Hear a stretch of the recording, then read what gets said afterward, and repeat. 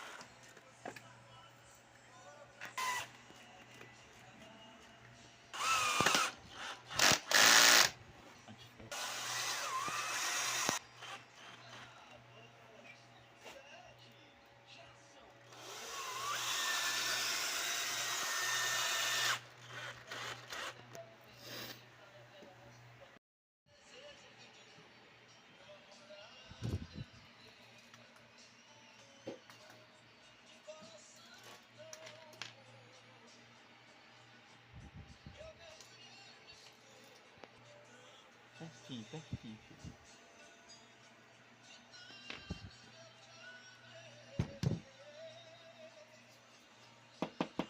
Certinho. Com o movimento da cola.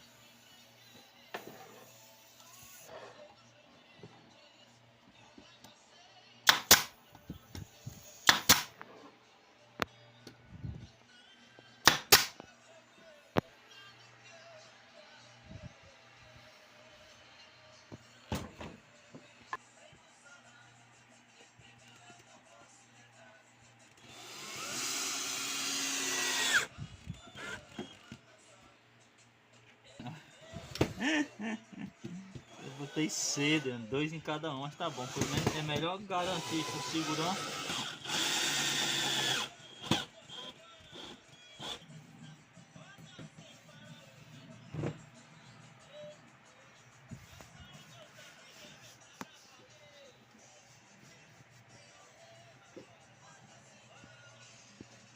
Bota a marca.